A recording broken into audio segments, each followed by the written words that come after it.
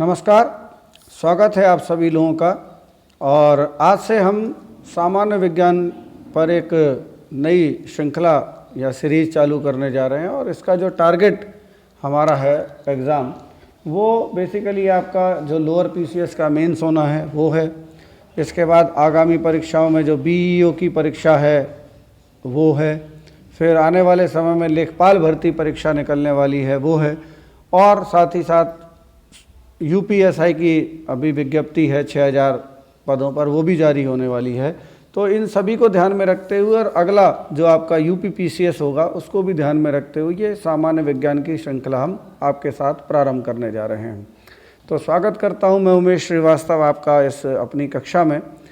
और इस दृष्टि से मैं सबसे पहले सामान्य विज्ञान के जिस भाग को प्रारंभ करने जा रहा हूं वो आपका है साथ ही साथ मैं आपको एक ये भी बता दे रहा हूँ कि ये जो मैं पढ़ाने आपको जा रहा हूँ ये आपके एमपीपीएससी के थर्ड पेपर में भी इम्पॉर्टेंट है, मेंस के।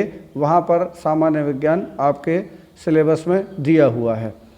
तो ये सारी बातें करते हुए मैं बता रहा हूँ आपको, आगे हम लोग इस श्रृंखला को प्रारंभ करने जा रहे हैं। और आज इसके तहत जो हम भौतिक विज्ञान को सबसे पहले प्रारंभ करेंगे, क्योंकि भौतिक विज्ञान से काफ़ी प्रश्न पूछे जाते हैं। और उसका जो पहला अध्याय या चैप्टर है वो चैप्टर है हमारा यांत्रिकी के तहत मापन या मेजरमेंट। तो इस चैप्टर को हम शुरू करने जा रहे हैं। और before starting the chapter I want to make you understand well कि यहाँ से काफ़ी प्रश्न पूछे जाते हैं और कई तरीके के वैरायटी से प्रश्न पूछे जाते हैं। सबसे सामान्य प्रश्न तो वो यही है कि मात्रक पूछ लेते हैं आप लोगों से। फिर कुछ कॉन्सेप्चुअल क्वेश्चन भी पूछे जा सकते हैं और इस श्रृंखला में दोनों ही बातों का मैं ध्यान रखूंगा। कोई कंसेप्ट आपको मिस नहीं होने दूंगा। जो भी कुछ आपके सामने लिखा हुआ है उसकी भाषा और ये सब चीज़ें इतने बेहतर ढंग से चुनी हैं हमने इसमें कि वो सारी चीज़ें जो हैं आपके लिखने के दृष्टिकोण से और प्रश्नों के चुनाव के विकल्प को चुनने के दृष्टिकोण से बहुत ही उच्च कोटि की हैं। तो आप लाइनों को भी ध्यान से पढ़िए और सुनिए। शुरुआत करने जा रहे हैं हम अपने इस चैप्टर की जिसका नाम है मापन। तो सबसे पहले हम जो चीज़ देखेंगे वो है राशि, जिसको इंग्लिश में हम कहते हैं क्वांटिटी। तो क्या होती है राशि या क्वांटिटी, सबसे पहले हम देखेंगे। जिसे संख्या के रूप में प्रकट किया जा सके उसे राशि यानी क्वांटिटी कहते हैं। Which can be expressed in the form of number, जिसको संख्या के रूप में, तो ये पहली परिभाषा हुई, ध्यान रखिएगा। जिसको संख्या के रूप में हम प्रकट कर सकें वो राशि कहलाती है। तो अब आप समझ सकते हैं कि किन किन चीज़ों को हम संख्या के रूप में व्यक्त कर सकते हैं और किन चीज़ों को हम मात्रा के रूप में व्यक्त कर सकते हैं। आप ये खुद समझ सकते हैं, ठीक है ना। तो 1, 2, 3, 4, 5, 6 ये संख्याएं हैं। तो क्लास के बच्चे संख्या में प्रकट किए जा सकते हैं। किसी दूरी को हम संख्या में प्रकट कर सकते हैं, किसी वजन को हम संख्या में प्रकट कर सकते हैं। उदाहरण के रूप में यहाँ पर भी जनसंख्या, आयु, वस्तु का भार, मेज़, ये सब दिया हुआ है आपके लिए। तो अब हम लोग देखते हैं आगे भौतिक राशियाँ, फिजिकल क्वांटिटीज़। अब देखते हैं कि भौतिक राशियाँ या फिजिकल क्वांटिटीज़ क्या हैं। भौतिकी के नियमों को जिन्हें राशियों के पदों में व्यक्त किया जाए उन्हें भौतिक राशियाँ कहते हैं, ठीक है। अब देखिए इसको भी समझेंगे। भौतिकी के नियमों को, ठीक है, जो फिजिक्स के जो लॉज हैं को जिन्हें राशियों में के पदों में, यानी जो राशि मतलब जिसे संख्या में व्यक्त किया जा सके, तो उस पदों में यदि भौतिकी या भौतिकी के सिद्धांतों को व्यक्त किया जाए तो वो क्या कहलाती हैं, भौतिक राशियाँ कहलाती हैं। अब ये भौतिक राशियाँ क्या हैं, देखिए सारी नहीं है। बच्चों की संख्या भौतिक राशि नहीं है। मेज की संख्या, लंबाई मेज की संख्या ये भौतिक राशि नहीं है। लेकिन वस्तु का द्रव्यमान जो है वो भौतिक राशि है, क्योंकि इसका यूज़ हम फिजिक्स के लॉज में करते हैं। लंबाई, लेंथ, बल, फोर्स, चाल, दूरी, विद्युत धारा, ये सब फिजिक्स में यूज़ होने वाली जो नियमों में यूज़ होती हैं। इसलिए सब जो हैं आपकी फिजिकल क्वांटिटीज़ यानी भौतिक राशियां हैं। यहाँ से सीधा सीधा प्रश्न आपसे पूछा जा सकता है इस तरीके का कि भौतिक राशियां क्या होती हैं, परिभाषात्मक रूप से आपसे दिया जा सकता है। तो आपको सिर्फ एक ही बात देखनी है, वो ये है कि जो भौतिकी के नियम के साथ राशियों के पदों में व्यक्त हों। तो अब ये जो भौतिक राशियाँ होती हैं दो प्रकार की होती हैं, अदिश और सदिश। ये वाला सेक्शन जो है बहुत इम्पॉर्टेंट है, यहाँ से बहुत प्रश्न पूछा जाता है भौतिक राशियों से, और सीधा सीधा पूछा जाता है कि निम्नलिखित में से कौन सी राशि अदिश है और कौन सी सदिश है।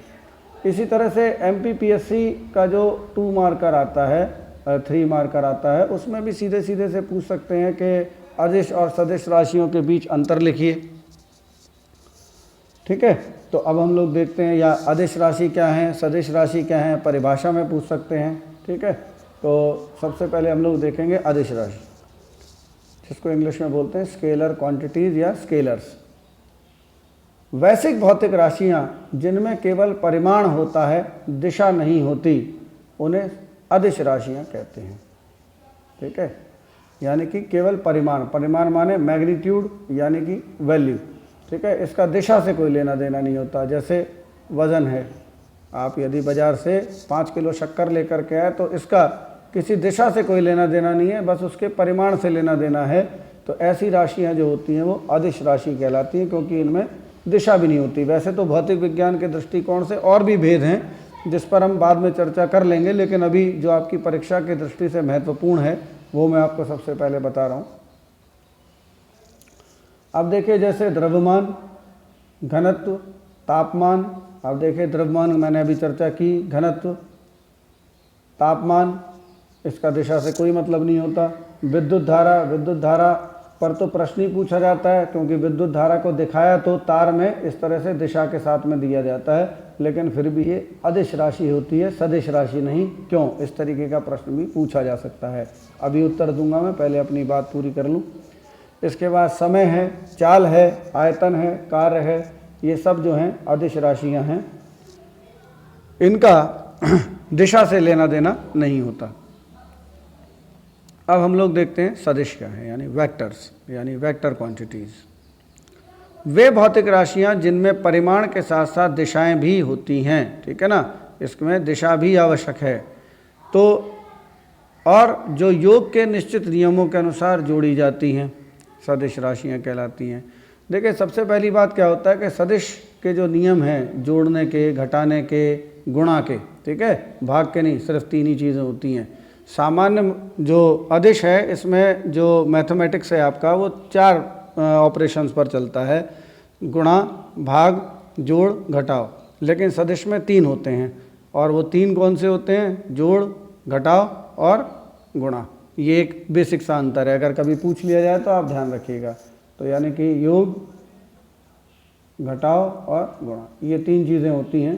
तो योग के नियमों का, सदिश के योग के अलग नियम होते हैं, जिनमें दिशा का भी महत्व होता है, तो इसका बहुत ध्यान रखना पड़ता है। ठीक है, तो इसको आप चाहें तो यूँ भी समझ सकते हैं, जैसे कोई व्यक्ति पहले 5 किलोमीटर इधर गया और फिर वापस 3 किलोमीटर आया, तो सदिश के दृष्टिकोण से जो इसका जो कुल मिलाकर के विस्थापन होगा वो इतना सही होगा। ठीक है, इसलिए विस्थापन सदिश राशि होती है। लेकिन अब हम ये देखें कि ये कितनी दूरी चला, तो ये पहले 5 किलोमीटर गया और मान लो 3 किलोमीटर वापस आया है, तो कुल मिलाकर के चला 8, तो ये अदिश बात हो गई समझने के दृष्टिकोण से। तो ये कुछ बातें आप समझ लीजिए। तो दिशाएं होती हैं, जैसे वेग।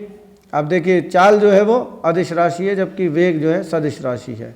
विस्थापन, विस्थापन सदिश राशि है, जबकि दूरी जो होती है वो अदिश राशि होती है।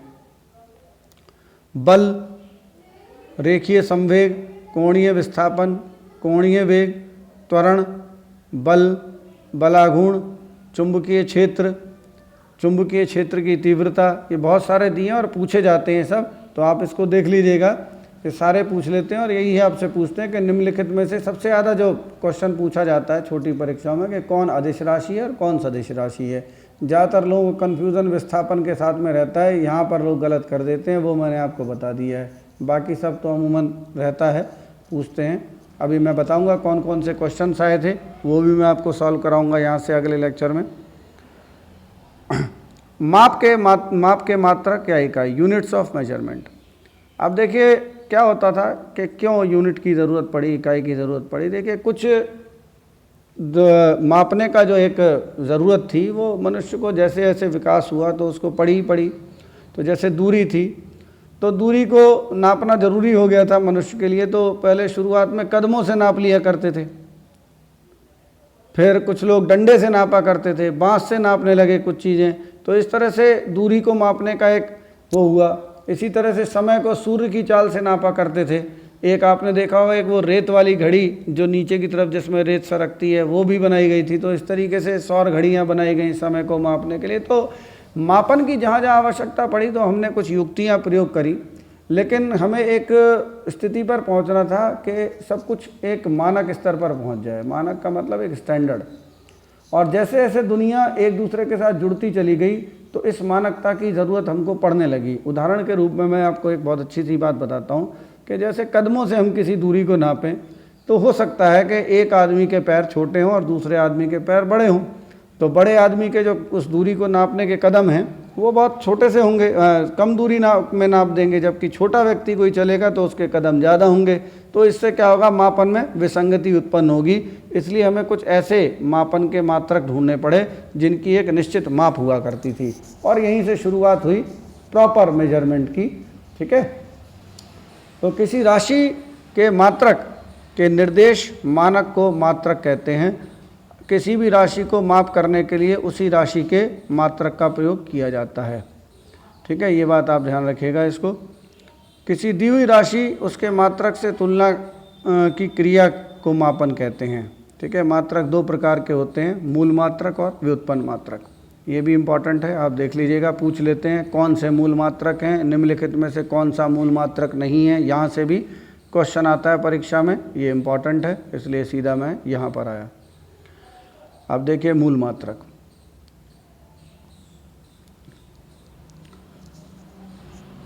किसी भौतिक राशि को व्यक्त करने के लिए कुछ ऐसे मानकों का प्रयोग किया जाता है जो अन्य मानकों से स्वतंत्र होते हैं। तो सबसे पहले आप एक ही बात को पकड़ेंगे, स्वतंत्र, इंडिपेंडेंट। तो देखिए ऐसी राशियां जो दूसरी राशियों से संबंधित नहीं हैं, अपने आप में पूर्णतः स्वतंत्र हैं। जैसे उदाहरण के रूप में दूरी, ये अपने आप में एक स्वतंत्र राशि है खुद में, इसका किसी और राशि से कोई लेना देना नहीं है, ये अपने आप में खुद है। इसी प्रकार से समय का कोई लेना देना नहीं है, समय अपने आप में खुद में ही स्वतंत्र है, उसकी अपनी एक माप है। ठीक है, इसी प्रकार से द्रव्यमान अपने आप में स्वतंत्र है पूरी तरह से, उसका कोई लेना देना नहीं है। तो ये सारी चीज़ें जो हैं, ऐसी राशियाँ जो खुद में स्वतंत्र होती हैं, उसका दूसरी राशियों से कोई लेना देना नहीं है, या उस पर आधारित नहीं है, उस पर डिपेंडेंट नहीं है अपने अस्तित्व के लिए, तो ऐसी राशियाँ मूल मात्रक कहलाती हैं। मूल राशियाँ और उसके मात्रकों को मूल मात्रक कहते हैं। तो अब देखिए उदाहरण दिया हुआ है, जैसे लंबाई, ठीक है, समय और द्रव्यमान, ये तो मूल रूप से ही थी। अब इनके मात्रक आप जानते ही हैं, दूरी के लिए मीटर है, समय के लिए सेकंड है, और द्रव्यमान के लिए किलोग्राम है। ये एक उदाहरण के रूप में हमने आपको समझाया। अब व्युत्पन्न मात्रक क्या है, डेराइव्ड यूनिट्स। व्युत्पन्न का मतलब जो उत्पन्न हुआ हो, किससे उत्पन्न हुआ हो, मूल मात्रकों से। तो मूल मात्रकों पर आधारित या उन्हीं से बनी हुई जो राशियां हैं वो व्युत्पन्न राशियां कहलाती हैं, क्योंकि वो उन्हीं से प्राप्त होती हैं। उदाहरण के रूप में मैं आपको चाल बताता हूँ।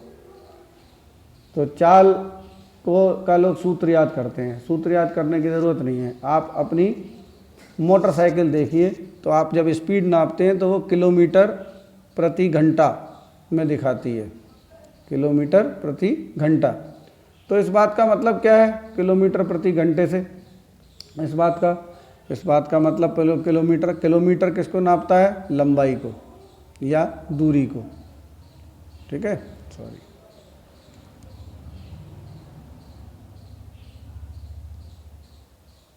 चाल बराबर तो दूरी या लंबाई बटे समय यानी घंटे में है।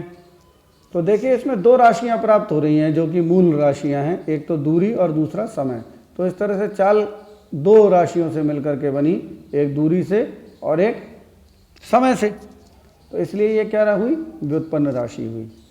ठीक है ना, और इसका मात्रक जो होगा एक व्युत्पन्न मात्रक होगा। ठीक है, तो जिसे हम जैसे लिखा किलोमीटर प्रति घंटा या मीटर प्रति सेकंड, आपने देखा होगा मीटर प्रति सेकंड, किलोमीटर पर आवर। सबसे अच्छा तरीका है कि आप अपनी गाड़ी का वो देखिए, स्पीडोमीटर जो होता है उसमें लिखा रहता है, तो किलोमीटर प्रति घंटे की चाल से। इसका मतलब ये होता है कि कितनी दूरी कितने समय में तय की। समझ रहे हैं? चाल का मतलब क्या है, समझिए। चाल का मतलब है कितनी दूरी कितने समय में तय की।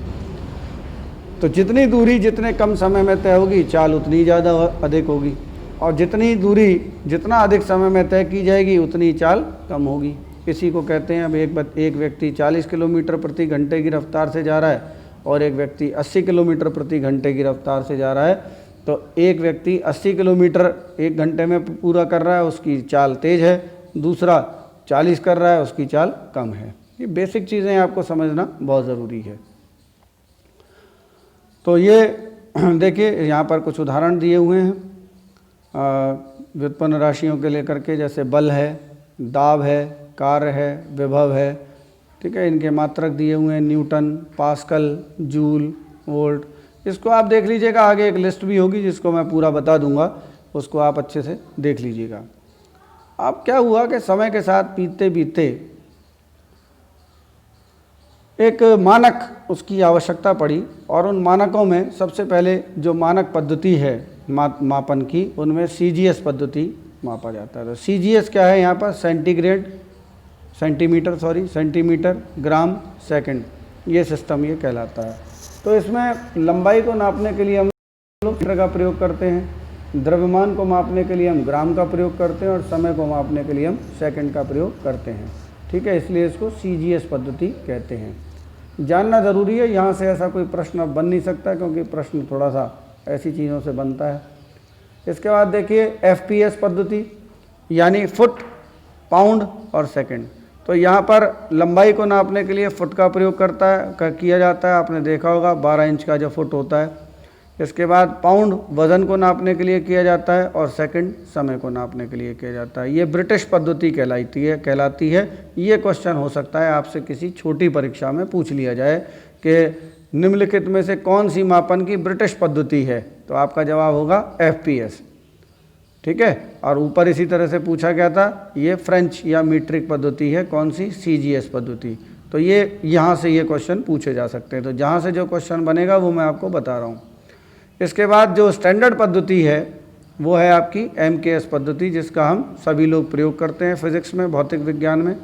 तो मीटर, किलोग्राम और सेकंड, यानी कि दूरी के लिए मीटर, द्रव्यमान के लिए किलोग्राम और समय के लिए सेकंड का प्रयोग किया जाता है, ठीक है। तो आज हम यहीं तक रखते हैं। इसके बाद अगला लेक्चर जो हमारा होगा प्रारंभ, वो अंतर्राष्ट्रीय मानक पद्धति को लेकर के शुरुआत करेंगे हम, और समझाएंगे आपको। फिर और जो बातें हैं, कुछ खास मात्रक हैं, उनको अगले उसमें चर्चा करेंगे। आज इतना ही रखते हैं। अगले लेक्चर तक के लिए आप इंतज़ार कीजिए।